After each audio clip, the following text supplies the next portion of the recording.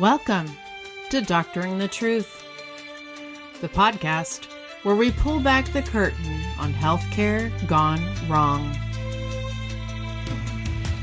I'm your host, Jenna Tennell, and with me is my delightful co-host, Amanda House. We're two doctors of audiology here to bring you inside real-life cases where once trusted healthcare providers veered off the ethical path into criminal territory.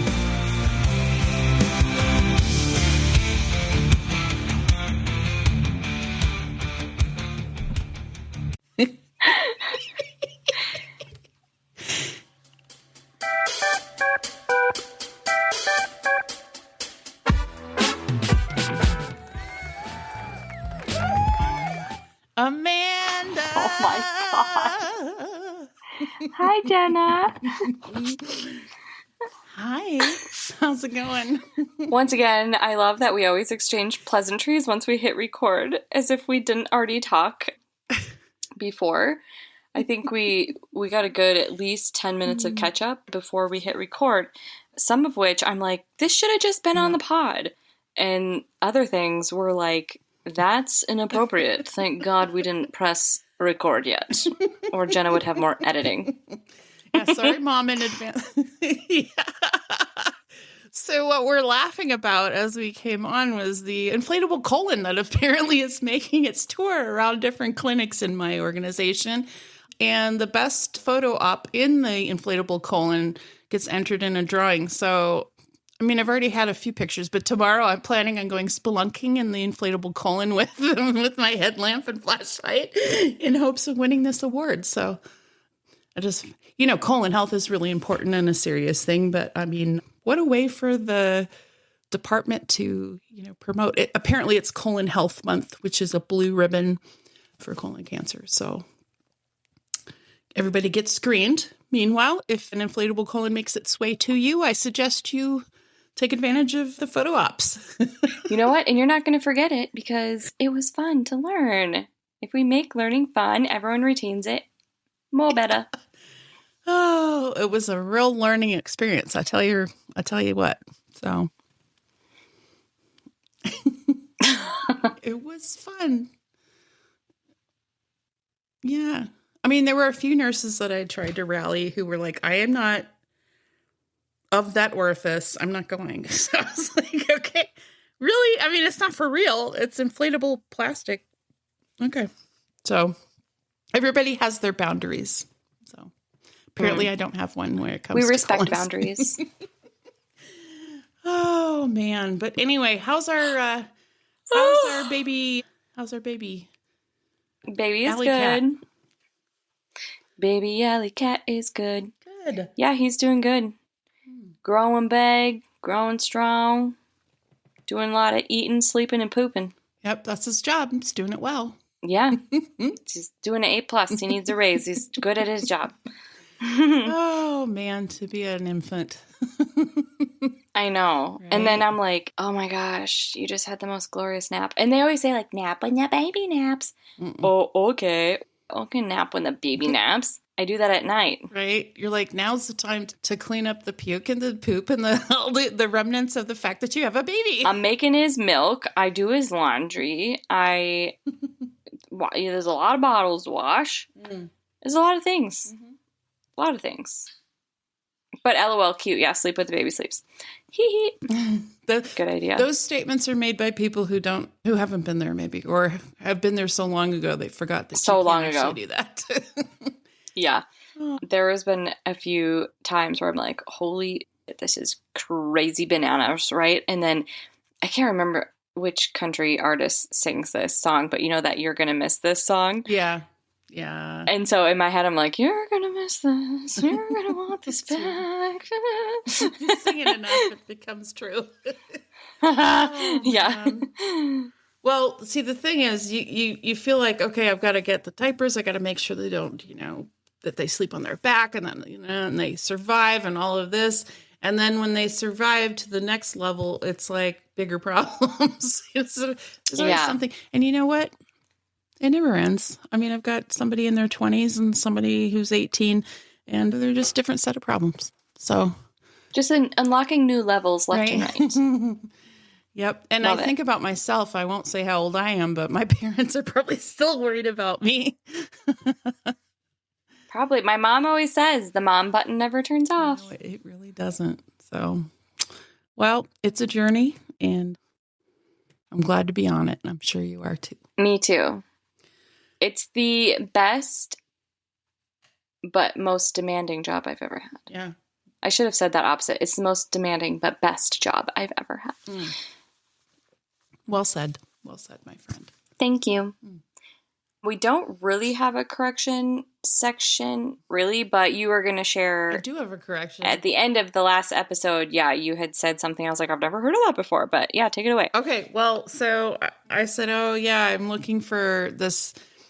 I'm researching this story, but I think it's like probably crazy pasta. And then Amanda was like, excuse me? And her ears perked up, and I was all like, oh, yeah, you know, I'm so Gen Z. I know all these sayings and whatever. But by the way, it's like well older than Gen Z. And it's not even called crazy pasta. It's called creepy pasta. So according to Wikipedia, creepypasta refers to a type of horror-related legend shared online, often designed to frighten or disturb readers. So the term creepypasta combines creepy and copypasta, a term for text that gets copied and pasted repeatedly online. So creepypastas are typically short and follow a set of common formulas like anecdotes or rituals, and they have their origins in the early days of the internet, where they were shared anonymously on forums and other sites. The term creepypasta was popularized in 2007, so sorry about Gen Z. I mean, what is that, millennial? Yeah, yeah. Millennial, I think. And has since evolved, so you don't have an excuse. Are you a millennial? You're a millennial. I am. Yeah, why didn't you? I'm just kidding. I'm calling you on the carpet. Because 2007, I was already alive for a long time. And has since evolved into a broader term for any crazy story uploaded to the internet. So that's why I got the crazy. But anyway, so correction on that. Cool. Thank you. Okay, pre-apologies. Obviously, I don't sleep a lot. So I'm a Yanni tonight, and I feel like I'm a little lispy today. I mean, Yanni plays the pan flutes. I can't wait to hear you be Yanni. Yanni plays the pan flutes? Oh my God. Yes. He's an artist named Yanni who plays the like yeah. So I've never even heard of a pan flute. Okay. Oh. And I was in band. Oh my gosh, girl. Well, they're not in band. Trumpet. Yeah. Flutes are up front. Picture cool kids in the back. Picture hippie with like bamboo flutes of different lengths on a long thing. Yeah. You know. Oh yeah, for sure. Yeah. Okay. Anyway. Okay. Anyway, pre-apologies, Yanni and Lispy. Sorry. I had a thought and it's gone. Okay. So sponsor number 1. Obviously, we've been talking about them. Handful Activewear. I wish that you guys could have seen the bra that Jenna showed me. It's so cute. It's very spring-coated and floral. But they have defined what women's activewear should be because they are designed by women for women. Handful sports bras and compression leggings are made to move with you, no matter how you work out or live your life. From yoga and running to strength training, but probably stretching too, because everything in between, this gear adapts, supports, and performs. Each piece is crafted with moisture-wicking fabric, serious support, and a sleek, flattering fit that looks just as good outside the gym as it does inside. Handful stands out by creating multifunctional activewear that empowers women to feel strong, confident, and comfortable all day long. Once you try Handful, you'll feel the difference. Upgrade your activewear experience with the freedom to move, perform, and live without limits. Shop Handful Activewear now at handful.com and use our code STAYSUSPICIOUS for a whopping 30% off. Wowzer. Yeah.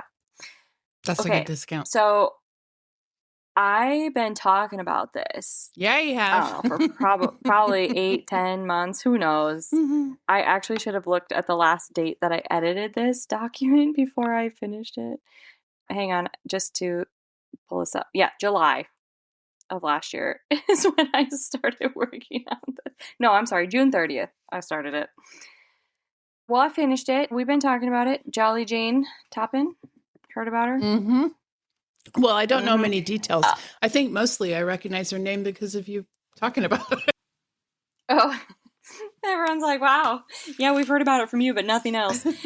Well, it is a very widely covered case. It's a big case.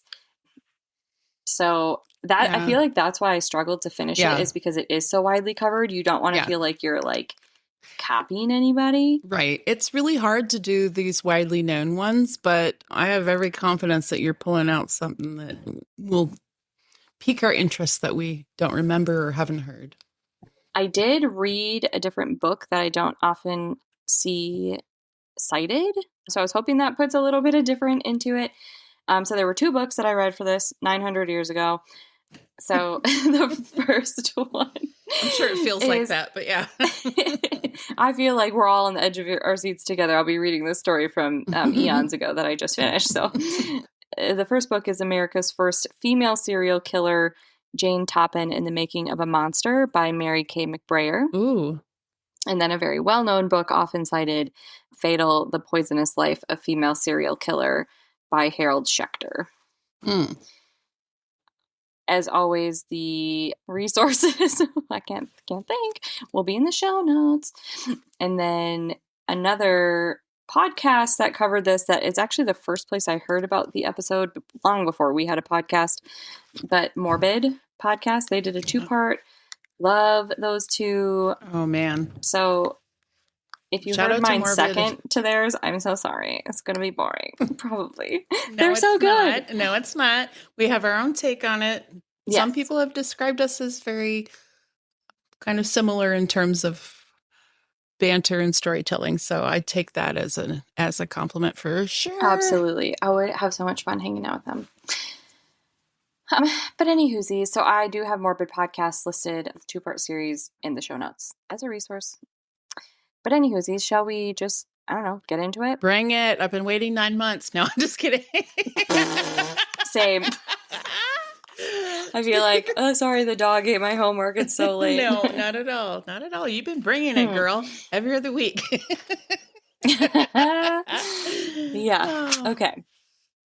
I feel like I just have to get one yawn out really quick. Go for it. Okay. I swear to God, I can see. It was a two-parter. Your tonsils are where they used to be and down your throat. Oh, no, they were there. You know, if you fight the yawn, it just keeps coming back with vengeance. Oh, my God, I realized I didn't yawn. Hold on, I don't want to be a psychopath. You psychopath! No, I have to yawn. That's a good one. Okay. I'm cleared. I'm ready. God, now you have to do another one. Does that mean I have to yawn again?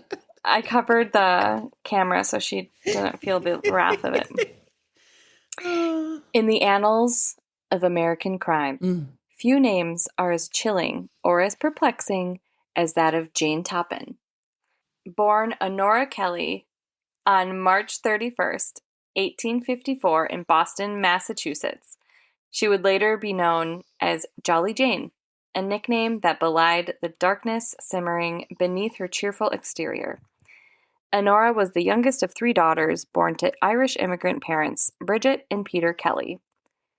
In mid-19th century Boston, being Irish carried social stigma and economic hardship. Bridget Kelly succumbed to tuberculosis when Honora was only 5, leaving the children in the hands of Peter, a man whose eccentricity and alcoholism made him singularly unfit to be a parent. That's sad. He was so unstable that neighbors and historians recount a story of him sewing his own eyelids shut. A grotesque reflection of the erratic behavior that would define much of his life. Oh. Can you imagine? What? How and why? And oh my gosh. Was he like, I'm just so tired, fuck it, I'm sewing these babies shut? I have no idea. But yeah, wild. I have so many questions. Anyway, okay. Wow. By February 1863, Peter Kelly had abandoned the task of caring for his daughters entirely, surrendering Honora and her sister Delia to Boston Female Asylum. Which, side note, nothing to do with this. I'm so sorry. Undiagnosed ADHD. I think it would be so fun to find an asylum thing to cover. Okay, here we go. It was a public institution for destitute girls. The asylum's records described the children as, quote, rescued from a very miserable home, end quote, suggesting that both had endured abuse. For Honora, who would later become Jane, as I mentioned, this early experience of neglect and displacement formed the foundation for a complex interplay of craving affection and harboring resentment. It was at this institution that she demonstrated both a remarkable work ethic and an insatiable desire for approval, qualities that would later be manipulated into a veneer of charm capable of concealing lethal intentions. Later that year, Honora was indentured to Anne C. Toppin, a widow seeking a young servant for her household. At the tender age of 8. 8. 8? 8. She was removed from the institutional care and placed in the private home, where Anne became a formative figure, though not a nurturing one. She's a baby. She's a baby. The arrangement required Honora to perform endless chores, while her employer's daughter, Elizabeth, enjoyed the freedoms of typical childhood. Oh, can you imagine? Cannot. It's the Cinderella story, for sure. Yeah. The disparity, Cinderella story. This disparity combined with the harsh discipline imposed by Anne, who reportedly told Honora, quote, just because you were born a patty doesn't mean you have to act like one. Okay, racist lady. Oh my God, I hate her. Okay, Anne. Oh. So that only fueled feelings of jealousy and inadequacy, obviously. In an effort to erase her past and reshape her identity, Anne instructed that Honora adopt a new name, Jane Toppin. Oh, so now she's in charge of her name as well, so she doesn't even get her identity? Oh my God. No. And from that moment forward, the girl who had once been praised for industriousness and charm was now molded into a persona that would later conceal her darker impulses. It's so sad. 8, she's a baby playing Cinderella. The Toppin household exposed Jane to early lessons in power, hierarchy, and resentment. Elizabeth, who was the privileged daughter, and I hate to even call her that, like, it wasn't her fault that she was in that position, right? No. But she was Anne's daughter. But she became a focal point of Jane's envy. Jane's outlet for her frustration and feelings of inferiority often manifested in deceit. Even as a child, she was known to fabricate stories about her family, her lineage, and her experiences, spinning tales of world-renowned sailors, English lords, and aristocratic connections. I mean, that's just childhood fantasy. I mean, can you blame her? No. Yeah. But, I mean, the lies do become worse, But I mean, at this point, if we're just looking at the child, you can see how how this happened. Imagination. Yeah. So the lies became a tool for her to control perceptions, manipulate interactions, and elevate herself in social hierarchies that she could not otherwise access. By adolescence, these fabrications had grown more insidious. Schoolmates described her as an incorrigible liar, prone to wild fabrications that she doggedly stuck to even when they were proven flagrantly false. So, like, always causing mischief at school, kind of the rumor starter. Yeah. And then when questioned by, like, authority figures like teachers, like, she wouldn't even admit it. She would just keep lying. Yeah. That's what a pathological But that's who she was becoming. I mean, you could show them in streetlights, like, you know, hey, here's irrefutable proof that this is a lie, and they will not back down. Yeah. Right. So this penchant for deception combined with a relentless drive to please adults, because like I said, I didn't really say, but I kind of mentioned while she was at the asylum for the girls, she learned that, like, if she worked really hard, everyone was, like, very happy. So she was, like, a people pleaser in that sense. She needed approval. Yeah. Yeah. So she was, like, always working hard. What can I do? I will clean this. I will do that. I will do these chores. I will do the dishes. Like, just working very hard to seek that approval. And yeah. So all of those things to please the adults and then undermining her peers, all of that would foreshadow her later manipulations in life and in death. When Jane reached adulthood, she remained in the Toppin household, bound by social and economic limitations common for women in the late 19th century. Jobs for women at the time were scarce, largely limited to teaching, sewing, or factory work, with few opportunities for advancement or autonomy. Nursing, however, offered a path that combined opportunity with power. In 1887, Jane applied and was accepted into the nursing program at Cambridge Hospital.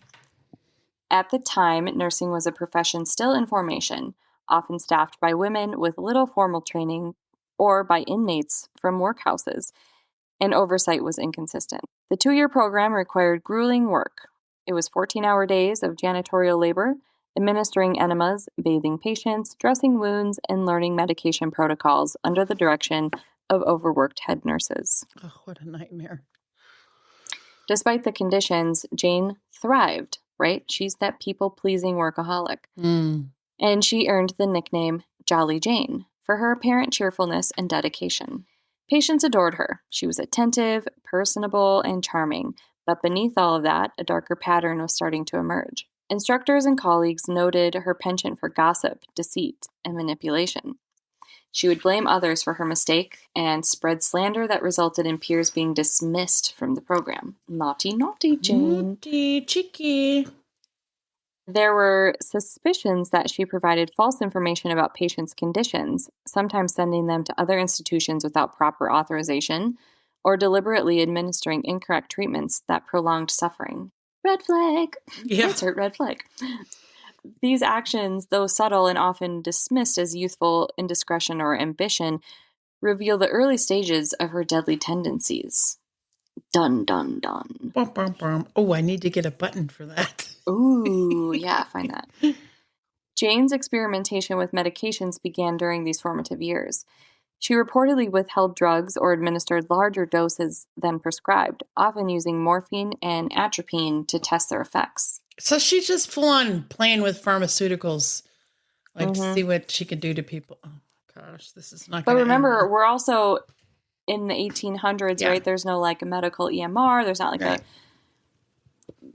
bountiful staff around. They are working by candlelight. Yeah, doctors are probably doing that too, like playing with medications to see what. I mean, probably take. Yeah. By her own later admission, she killed approximately 12 patients during her residency. Oh my god! Oh my god! That's not funny. I didn't. Jane, sound like I know. I don't know why we laughed. It's not funny, but it's Jane, ridiculous. Oh my god! Horrific. For Jane, the act of causing death was both thrilling and satisfying. She reportedly took particular interest because we're killing so many people, we're finding an interest in some of them now. In patients who suffered convulsions, observing them closely, comforting them while simultaneously orchestrating their demise. Oh, sick. She's sick.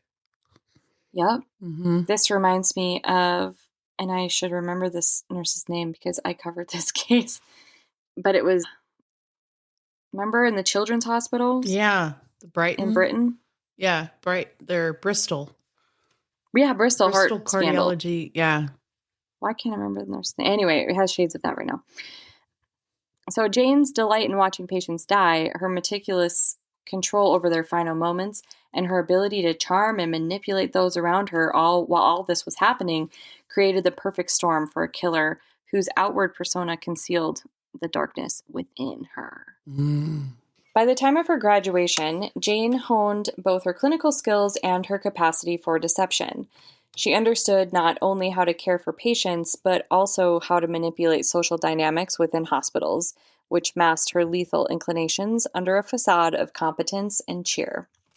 These early experiences of her life, the neglect of her father, the abuse and favoritism of the Toppin household, and her formative years in nursing training, fused into a psychological profile that would drive her actions for years to come. She learned that appearances mattered more than reality, and that charm could hide cruelty, and that power could be exercised subtly, invisibly, and lethally. After completing her training at Cambridge Hospital, Jane Toppin moved into the professional world of nursing with the same blend of that competence and charm that defined her residency. The late 19th century was a period when nursing was largely unregulated. Hospitals were overcrowded, oversight was minimal, And many patients, especially the elderly, chronically ill, or institutionalized, were at the mercy of those charged with their care.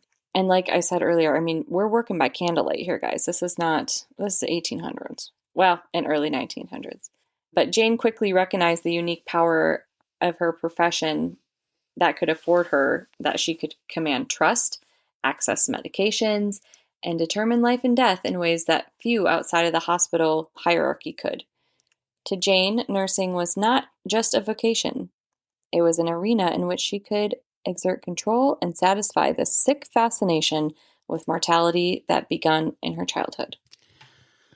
Oh, creepy. But before we get further in, let's hit a little chart note. Chart note. I forgot we have music. Chart note. Chart note. Oopsie poopsie. Welcome to the chart note segment where we learn about what's happening in medicine and healthcare. And I need to shout out our pod alley cat, Rich. He actually sent me this. Oh, Rich. He did. So it was a BBC article about some research that has been done on brains of pregnant women. Oh. Yes. So when I said my brain fell out and all that, there's actually an explanation for all that. We need to hire him on to be our researcher. There's a explanation for that. So I'm going to read this synopsis of this research to you guys. And then I kind of want to pull up and read his comment to me because it's really funny. Oh, you should, for sure. Okay, so recent research revealed that pregnancy triggers profound changes in the human brain, reshaping the structure in ways that appear to prepare mothers for the demands of caring for a newborn. The study, part of the Be Mother Project, followed 127 women before, during, and after pregnancy, comparing them with a control group of women who are not pregnant. Using MRI scans, researchers found that gray matter in the brain decreased by roughly 5% during pregnancy. What? I know. I wasn't expecting to hear that. I was expecting to hear that everything was allocated towards survival and protecting the baby. Yeah, no, actually changes in the gray matter, guys. Oh, no. I know. Particularly in areas associated with social cognition, empathy, and emotional processing. These changes were concentrated in regions such as the prefrontal cortex and the temporal lobes, which are critical for understanding other people's thoughts, feelings, and intentions. Far from being a sign of cognitive decline, scientists interpret this reduction as pruning unnecessary neural connections to enhance efficiency and prepare the mother's brain for bonding and caregiving. Exactly. Hallelujah. All eyes on the baby, right? Yes. I love that. The study also found that the extent of these brain changes correlated with the strength of maternal attachment after birth. Oh. So, hello, brain dead, love my baby so much. So we're so bonded. Not like the more brain dead you are, the more bonded you are. Yeah. Brain focused. Brain reallocation. Mothers whose scans shown more pronounced structural changes tended to report stronger feelings of bonding with their babies, suggesting that the neurological remodeling serves as an adaptive purpose.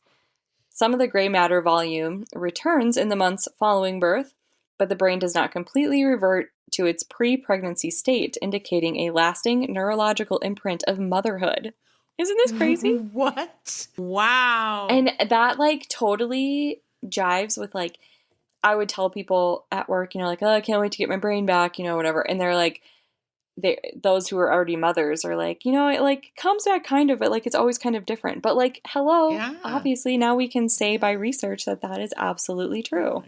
So researchers note that these changes may also influence cognitive priorities, attention, and emotional sensitivity, helping new mothers respond quickly to infant cues and needs. This research challenges the common misconception that pregnancy harms memory or cognitive function. While anecdotal reports often refer to pregnancy brain or forgetfulness, the data suggests that the brain is instead reorganizing and refining itself to prioritize those social and caregiving abilities. Okay, I love Amanda, this. Next time someone says, well, you forgot I told you XYZ, you'd be like, you know what? Your girl's got priorities. I've reorganized. My brain decided this actually is not very important. Restructured now. I love that. I loved this. I told him, I love this. Thank you so much for sending this. Mm. So the authors emphasize that these changes are part of a broader evolutionary strategy. Human infants are highly dependent, and maternal brains must adapt to ensure survival and well-being in the early months of life. Amen. Yep. Beyond the scientific data, the findings have practical implications for understanding postpartum mental health. They provide context for why new mothers may experience heightened emotional sensitivity, intense focus on their infants, or changes in social awareness.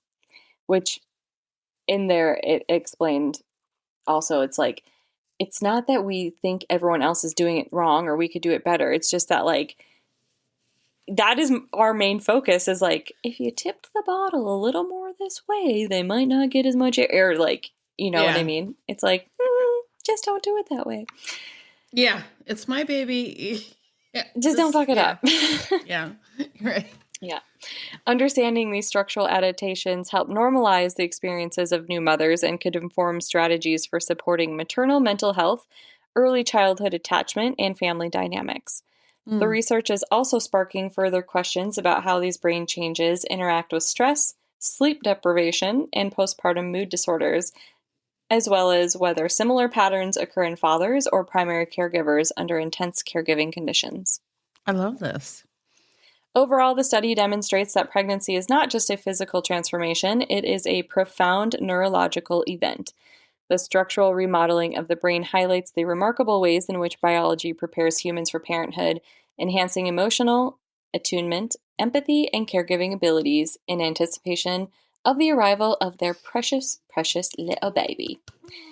I don't know if you can hear mine crying in the background, but if you can, sorry about it, but great timing, my son. These insights help reshape how society understands motherhood, mental health, and the extraordinary adaptability of the human brain. Isn't that so cool? It is so cool. And I love this because I couldn't hear your baby crying, but because your brain is restructured so that you're ultimately in tune with your child, you could. Yeah. Your limbic system's on high alert. But it's for a reason. And I love this so much. It's so I know. cool. Thanks, Rich. Okay. So now I got to find this comment. I'm so sorry. I should have just had this ready, but you know what? I was restructured. I didn't think about it till right now. Okay. So I was like, I love this. This is so interesting. Thank you so much, blah, blah, blah. And he goes, now women have a legitimate excuse, right? And I was like, that's right. But it also makes me feel better about my brain because I truly thought, it had fallen out. And so then he says, plus, when you get called into HR for calling someone a knob, you now have a medical get out of jail free card. Oh, he always just has to take it that little extra cheeky step. My restructured brain thought it was appropriate to call you a knob. You knob. You just say it the British way. That sounds even more insulting. Oh, bless. I love it. Thanks, Rich. Okay. Yeah, that was a good one. But, okay, back to the story, but we have to yawn first. Let everyone know I'm yawning. Not a psychopath. Okay. We got to stop though because I can't keep going. Got it. I know. Okay, here we are. Okay, friends, we're ready. I'm goofy today. Okay. Jane's early murders. I should not have come into that so jolly. Jane's early murders. Early murders. Wait a minute. Did we know she was murdering? Yeah, I said she already admitted to killing 12. Oh, yeah. Okay. All right. And she was playing around with medications and watching people convulse, and she's just sick. Okay. Jane's early murders were deliberate and meticulously planned. Still should not be giggling.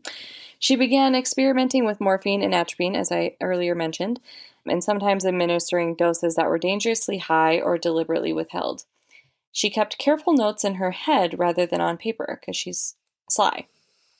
She would document responses and outcomes, ensuring that her actions remained invisible to colleagues. Patients who were ill, elderly, or socially isolated were often her targets, those whose deaths would raise the fewest questions and whose suffering would be observed without interruption, which makes me so freaking sad. Like, no one's going to visit them. Ugh. The act of watching someone die became a perverse form of entertainment. And I just thought about this now.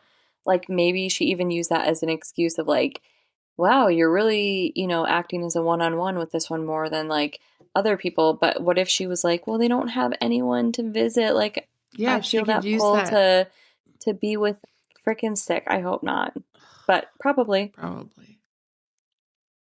She took satisfaction not in stealth alone, but in the theatrics of death, the convulsions, the final struggle, the collapse of the body under her watchful eyes. To Jane, these moments were combinations of art and science. Disgusting. Accounts describe how Jane cultivated a persona of wealth.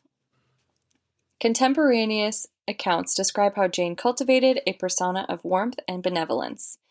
Patients adored her, as I mentioned before. Colleagues admired her. She was diligent. Supervisors praised her for being efficient and cheerful. This Jolly Jane facade was the perfect mask for lethal impulses that she harbored. It allowed her to move freely within the wards and private homes, gaining trust of families and staff alike. I don't remember her being in private homes, but again, I did this 500 years ago. Some patients even wrote letters of gratitude, unaware that the same woman who comforted them could also be plotting their demise. This duality of the charming caregiver by day, calculating murderer by design, was central to her ability to operate undetected for many years. Her methods evolved over time. Like mentioned, she played around with the medicine. Initially, she experimented with them by using singular drops, and then as her skills grew, she started combining substances together, often using morphine, which is known for its sedative properties, and then pairing it with atropine, which induces cardiac stress and delirium. Combining the two became her signature. The combination created a controlled scenario in which she could observe the patient's body respond, sometimes leading to death and sometimes distressing, but they survived. It's just sad. Like, it's hard to read that almost, that someone could do that. It's unbelievable. Yeah, it's atrocious. I don't. She often remained present, interacting with the patient, offering comfort, and sometimes discussing medical minutiae, all while orchestrating a lethal event. Disgusting. I can't imagine. She's It's like, so sick. okay, honey, you'll be okay. Let me just give you this medication. You'll feel better. And just watching it get worse. It's almost worse. I don't know, but it's almost worse than somebody like acting out of rage and passion, like stabbing someone because they, feel so passionately. And then she's just like chameleon, like pretending to care and pretending to comfort while all the while knowing she's turning up the dial on their death. Like, I don't know. Neither is good, but this is just so much extra, harder to understand. Like, makes your stomach turn. Extra evil. Yeah. Mm-hmm. So this hands-on approach that she had was both practical and psychological. It allowed her to witness the full spectrum of suffering and maintain the illusion of being that perfect attentive nurse. Ugh, it's so gross. Her psychological motivations were complex and multifaceted. The resentment towards authority, cultivating during her childhood under, her dad, Peter, and then Anne Toppin later, merged a profound desire for attention and control. Feelings of inferiority and jealousy present from her earliest years were externalized through acts of dominance over those that were most vulnerable. The act of killing became a mechanism to assert power and satisfy her curiosity about life, death, and human response. Scholars have noted that many serial killers emerge from early experiences of neglect and trauma, and Jane's trajectory fits this pattern. She combined intellectual curiosity, clinical knowledge, and emotional detachment in a way that made her uniquely effective and uniquely dangerous.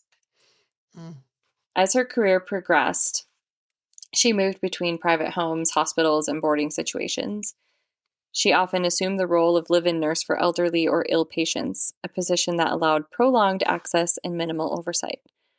Her murders were spaced in a way that reduced suspicion. One patient would die, some time would pass, and then another would fall ill under her care, and this cadence allowed her to experiment with drugs and methods while maintaining a reputation for competence. Friends, family members, and neighbors would often attribute deaths to natural causes, age, or pre-existing conditions, rarely suspecting that the cheerful nurse at the bedhand would have engineered the outcome. It was during her tenure in these positions that Jane reportedly began to articulate the philosophy of death. She claimed to find satisfaction in the dying process itself, particularly when it involved dramatic or violent convulsions. Her writings and confessions later revealed a disturbing aesthetic to her crimes. The anticipation, the act, and the observation were all integral to her pleasure. Unlike some serial killers whose motives are purely pragmatic, money, revenge, or concealment, Jane's actions were performative, informed by curiosity, control, and darkly perverse sense of beauty in death. Mary Kay McBrayer, in America's First Female Serial Killer book, emphasizes that Jane's psychological profile combined ambition, intelligence, and psychopathy in a uniquely lethal mix. Despite her growing body count, Jane remained socially adept. She charmed employers and maintained cordial relations with colleagues, often positioning herself as indispensable. Families trusted her implicitly, unaware that her interest in them could be both nurturing and lethal. Her dual identity was dangerous. She was a competent nurse and the calculating experimenter, but nobody knew, and this allowed her to continue unchallenged for many years. In this period, she is believed to have killed dozens of patients though precise numbers are difficult to verify due to incomplete records, the passage of time, a lot of time, and her own manipulation of the narrative. Brain is falling down out of my head. Harold Schechter in Fatal, The Poisonous Life of Female Serial Killer provides a conservative estimate of 31 victims, though Jane herself implied that the number may be higher than that. The escalation of her crimes coincided with shifts in her personal life. Isolation, limited social bonds, and the ongoing need for validation amplified her focus on control over life and death. She rarely formed genuine friendships or intimate connections, and any feelings of affection were subordinated to curiosity or manipulation. Colleagues described her as cheerful, but prone to manipulation, prone to gossip, and capable of blaming others for misdeeds. So this really carried through her entire life, from elementary school all the way up into her career.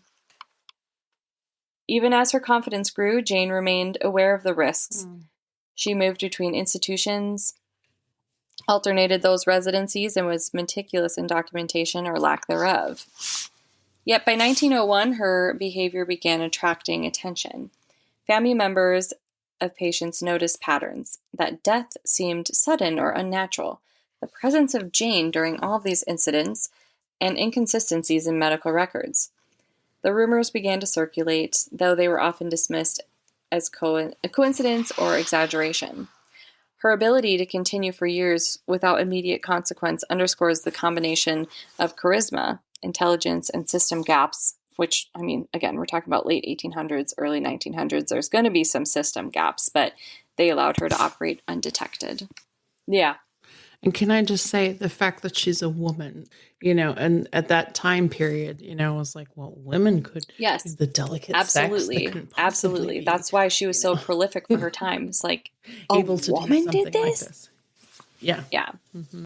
Jane Toppin's early nursing career represents a period of both skill and sinister experimentation. She honed her methods, developed her psychological profile as a killer, and exploited the vulnerabilities inherent in the medical system of her era. The duality of her persona, the charming, efficient nurse, and the calculating experimental killer enabled her to carry out crimes while maintaining social and professional approval. This phase set the stage for the events that would ultimately lead to her arrest, trial, and infamy, marking her as one of America's first and most prolific female serial killers. Her reign of terror came to an end in 1901, though not without circumstance. Her crimes had accumulated a trail of suspicion. As mentioned, there was whispers among families of deceased patients and those inconsistencies in records that could no longer be ignored. The immediate trigger for her arrest came from a combination of luck, observation, and the growing unease among those who had once trusted her implicitly. At the same time, Jane herself began to act with less caution. her growing confidence blinding her to the scrutiny of those around her. It was in this confluence of exposure that authorities finally took notice. When police and investigators confronted Jane, they found a woman whose outward charm masked decades of cruelty and experimentation. She did not deny her actions, but instead approached them with a disturbing candor.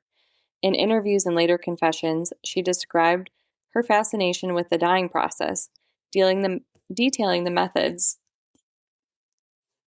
Sorry, I had to burp. Okay. In interviews and later confessions, she described her fascination with the dying process, detailing the methods she had employed and the pleasure she derived from observing patients' final moments. Morphine and atropine were her tools, carefully measured and combined, not with the intent to cure, but provoke a response. She revealed the meticulousness of her planning, the ways she had cultivated trust and obscured suspicion, and the thrill she found in maintaining the dual identities of the cheerful nurse, but also the calculating orchestrator of death. Schechter's book emphasizes that her confessions were both complete and eerily calm, reflecting the psychological detachment that defines her actions. Her trial captivated public imagination. Newspapers across the country reported on the cases with a mixture of fascination and horror. The idea of a smiling, charming nurse secretly killing dozens of patients was a stark contradiction of the societal expectations, particularly for women, as you had mentioned, in the caregiving roles. I don't even think just someone in the caregiving roles, just a woman in general for the time. Like, a woman would never do this. Oh, for sure. Yeah. The legal proceedings explored not only the specifics to her actions, but also the broader implications for medical oversight, trust, and ethics. Expert testimony highlighted her knowledge of pharmacology, her deliberate use of dosage, and her ability to manipulate social perceptions to conceal her crimes. Psychiatric evaluations later suggested she exhibited characteristics consistent with psychopathy: superficial charm, lack of remorse, manipulativeness. We're both nodding like, did we not just talk about this? Hello? PCLR, baby. And a pathological fascination with death. In Mary Kay McBraier's book, America's First Female Serial Killer, she provides extensive analysis of her psychological profile and its implications for understanding female serial killers in historical context. Jane's confessions painted a vivid, chilling portrait of her crimes. She admitted to killing over 30 victims, though the exact number remains uncertain. Some died quickly and others lingered, allowing her to observe and experiment with the nuances of human physiology and mortality. Her motives were complex, blending curiosity, desire for control, and a profound fascination with the mechanics of death. She confessed that her satisfaction was greatest when the dying process involved dramatic convulsions or suffering, underscoring her disturbing aesthetic dimension to her killings. Unlike many serial killers whose crimes are motivated by profit, revenge, or concealment, Jane's acts were performative, intellectual, and sadistic. The verdict ultimately declared Jane Toppin as insane, and she was committed to the Taunton Insane Hospital in Massachusetts, where she would spend the remainder of her life. She lived there quietly until her death in 1938, having never faced conventional prison or execution. Her confinement, rather than traditional punishment, reflected contemporary understandings of mental illness and criminal responsibility, especially as they intersected with the gender. Her case challenged the prevailing assumptions that women were inherently nurturing and incapable of sustained violence, forcing society to confront a very uncomfortable truth about human nature and the potential for evil in unexpected places. Her legacy extends beyond the individual crimes she committed. Her case influenced early discussion on medical oversight, nursing regulations, and patient safety. It exposed vulnerabilities in hospital systems of the late 19th and early 20th centuries, where oversight was inconsistent and the authority of a nurse could go largely unchecked. Her actions prompted both professional and public reflection on the responsibility of caregivers, the need for accountability, and the ways in which institutional trust can be exploited by those with malevolent intent. Reportings from the 20th century nursing journals highlight reforms in credentialing and supervision following high-profile cases like Toppin's. Moreover, her story provides an early example of female serial killing in American history, contributing to criminological study and psychological profiling. Scholars examine gendered profiles, patterns, and serial homicide note that Moreover, her story provides an early example of female serial killing in American history, contributing to criminological study and psychological profiling. Scholars examining gendered patterns in serial homicide note that Toppin's method of poisoning, subtle manipulation, exploitation of social trust differed from many of her male counterparts, yet were equally lethal. She demonstrated that female serial killers could operate under the radar, leveraging societal expectations of women's gentleness and nurturing roles to conceal their crimes. Her calculated charm, intelligence, and strategic deployment of lethality created a template that would be referenced in criminology and criminal psychology for decades. For listeners today, Jane Toppin's story serves as both a historical case study and a cautionary tale.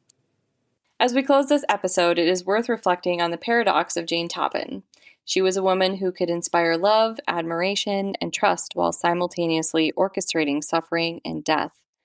Her life and crimes force us to confront uncomfortable questions about human nature, institutional responsibility, and the capacity for evil in places where it's least expected. Jolly Jane's tale is unsettling, yet instructive, a stark reminder that appearance can deceive and that vigilance, scrutiny, and ethical responsibility are essential in any context where one human holds power over another. In the end, Jane Toppin's life stands as a chilling intersection of history, psychology, and morality, a story that continues to resonate more than a century later. And you guys, there's so much more to Jane's story. She kind of goes back to Elizabeth and tries to steal her husband, and there's a whole situation. But again, it's hard to cover a case that's so widely covered because you don't want it to be like, oh, we talked about this and then that and then this, So I encourage you guys to go and listen to Morbid's coverage of this and read any books or, whatever. There's probably like 500 different podcasts on Jane Toppin, but this was my rendition for you today. And now I bow down. Listen, Amanda, loved it. You did a really good job. And what a nice insight into this woman's upbringing and then what happened as a result. So I feel like, I don't know if it's morbid or my favorite murder, but they always say you can feel sorry for the child. You can see how she was set up for this, right? Yeah. I mean, she was absolutely at 8 years old. Your personality's just forming and you're being taught that someone your own age deserves more than you. And although it wasn't that other girl's fault, is and I'm worth less according to this woman and I have to do all of these menial chores. Of course she's going to want to grow up and control things. Now, some people grow up and they take this energy and somehow they don't turn out to hurt people, but she did. And so we, that was a choice that she made, and we can feel sorry for the child, but we don't actually excuse her behavior as an adult, right? Right. For her to be declared insane is ridiculous. She was not insane. She was calculating. She was a sadist. She was a psychopath. Quite the opposite. She knew how to hide. She knew how to hide in plain sight, and she took advantage of the fact that the culture at that time thought, well, women are nurturers. There's no way, she could be doing this. And she took her knowledge of medicine and her knowledge and her craving for control and power and killed innocent people. So I don't appreciate that. I don't condone that. I feel sorry for the child, and I can see how she was set up to embrace this like kind of carve a pathway for her to, like, she hit the Y in the road. I can see why she went down The reason she was 8 years old and an indentured servant wasn't isolated incident. There were many, many children, unfortunately, in that day and age that were in that similar situation, and they did not grow up to be, women's first prolific serial killer. So we feel sorry for her childhood. It was awful, but she was definitely not insane. She knew exactly what she was doing, which, that sadistic tendency is extremely disturbing. And I thought that you painted that whole history very, very well. Thank you. So thank you for that. And I'm glad we don't have to talk about her anymore, because I find her very disturbing and disgusting. And she should have been prosecuted to the fullest extent of the law. And she got to live out her little existence in a mental institution, which they weren't like, a resort, but she was probably able to have a lot more freedom and benefits than she would have in prison at that day and age. So yeah, absolutely. Not so jolly. Okay, Jane. well, I'm glad we can finally close the chapter on this Jane Toppin that I started June 30, 2025. See why it took you so long. Oh, gosh. That's a depressing case, but thank you. But before we move to our medical mishap, we have to talk about our second sponsor, Cozy Earth. We've heard about them. We love them. Jenna's got lots of stuff from them. Still need to order myself. Order some sheets, girl. I know. The bamboo just feels so good. Okay, Cozy Earth. They redefine luxury sleep. Sorry, I was just thinking about, God, how nice it would be to go to bed in bamboo sheets. Sleeping like, hey, I'm like, a podcast. We're still recording. I'm like, I wonder if the baby's eating. Is the baby sleeping? When do I get to see it? Okay, so Cozy Earth redefines luxury sleep with its best-selling bamboo sheet set, made from 100% premium viscose from bamboo and its ultra-comfortable PJs. Bamboo is known for cooling and moisture-wicking properties, and Cozy Earth's bamboo bedding is perfect for hot sleepers seeking a restful night's sleep. Their sleepwear, linens, and towels are affordable, long-lasting, and luxurious. They have been featured on Good Morning America, In Style, and Better Homes and Gardens. Get yourselves, or, anyone in your life, it's a great gift. You can gift them the gift of comfort and luxury from Cozy Earth by using our promo code Stay Suspicious at CozyEarth.com for a 21% discount. Woohoo! Woohoo! A word from our sponsors, a word about our sponsors. Producing a podcast isn't free. If you would like to support us, we earn commission when you use our promo code Stay Suspicious at checkout. It's a win-win. You get a great deal on a fabulous product, and we get to have your support to our show. So thank you. Is it time for a medical mishap? It is. Right. Well, the subject line of this one is the case of the backwards test. Oh. I'm intrigued. Dear Jenna and Amanda, hi. I've been a fan of... I'm going to say that because there were lots of I's and lots of exclamation points. Hi. I've been a fan of your podcast for months now, and I finally have a story that I think fits your medical mishap theme. Even if it's more funny in hindsight than dangerous. Well, let's hope so. And perhaps it's not even funny, but hey, I'm trying to feel like I finally have a story relevant enough to send in. Okay? I love this person. I recently went in for a routine blood test. Nothing serious, just some yearly labs that my doctor wanted. I was feeling healthy, cheerful, which probably cheerful was my first mistake. I arrived at the lab, filled out the forms, and took a seat. A phlebotomist called me over and asked which arm I preferred. I chose my left, thinking I'd always been, quote, left arm loyal, end quote. Fast forward a few minutes and I realized something was odd. The phlebotomist had gone straight for my right arm. Okay, well, I didn't say anything because I hate confrontation, and partly because they were so confidently going for my right arm. The needle went in, I felt the sting, and I looked away. Everything seemed fine until I got a call 2 days later. Hi, this is the lab. We need to redo your blood work. Apparently, they accidentally labeled my sample for another patient. No harm done, thankfully, but it meant I had to go back and have my blood drawn again. What a pain. I laughed about it at first, Honestly. but until the second draw happened, which made me realize just how uncomfortable and awkward that process can be when it's repeated unnecessarily. The phlebotomist apologized profusely, and the second test went smoothly. No permanent harm, no crisis, just a reminder that even routine procedures aren't immune to human error. It stuck with me because it wasn't dramatic, but it was still a mishap. I had to take time off work for a second visit, and it made me hyper aware of the importance of double checking labels and charts. Not to mention which arm the needle goes in. Signed, Amy.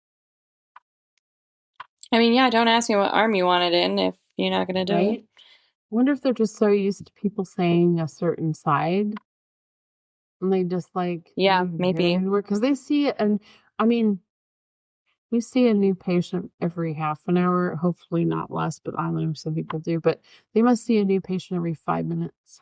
It's not an Oh, excuse. yeah. It's just like, And you're asking the yeah, same question and you think over you and know over. the I mean, answer, but the spiel is the yeah, same.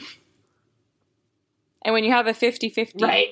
choice, I guess if they have like a port or a pick or Yeah. something, but That would be hard, but also alarming if you're the patient going, well, I really want this arm, and then they go for the other one. And then on Yeah. top of it, it's like we have to retake it. Why? Because you did the wrong arm, you know? I don't know. Is that arm bad and the other one's okay? Yeah, but then turns out the arm had No. nothing to do with it. It was I the know. label. I'd be a little annoyed. Well, how annoying you had to take off Yeah. work again to And not only go. that, but you had to, you had to have a needle in your arm and give more blood for what? So, I mean, mistakes happen. Yeah. People don't do these things on purpose, but yeah. But annoying you had to go back. Thank you, Amy, for sharing that. Thank you, Amy. Amy. All right, Jenna. Are we hearing about this crazy spaghetti? Crazy spaghetti. Our creepypasta. Listen, I followed the creepypasta down a rabbit hole, and it turned out not to be true. However, you found something on the way.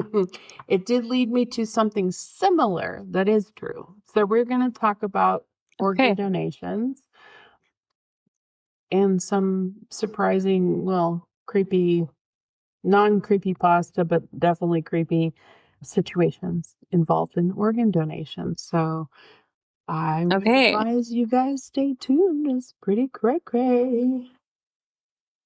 Okay, well, we'll be looking forward to it. Meanwhile, don't miss a beat. Subscribe or follow Doctoring the Truth wherever you enjoy your podcast for stories that shock, intrigue, and educate. Trust, after all, is a delicate thing. You can text us directly on our website. Please do. We get so excited when we get a text from you on our website, and then we put it up there for everyone to see on our webpage, which is different than social media. Like, it's like the landing place where people go to find us. So text us, even if it's just to say, hey, how you doing? Or something other, like how awesome we are. That'd be great too. It's doctoringthetruth@buzzsprout.com. Email us your story ideas because we need your medical mishaps and your comments at doctoringthetruth@gmail.com. And be sure to follow us on Instagram at Doctoring the Truth Podcast and on Facebook at Doctoring the Truth. We're also on TikTok at Doctoring the Truth and EdAudPod.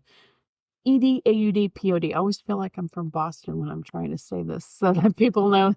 EdAudPod. Don't forget to download, rate, and review so we can be sure to bring you more content next week. But until then, stay safe and stay suspicious.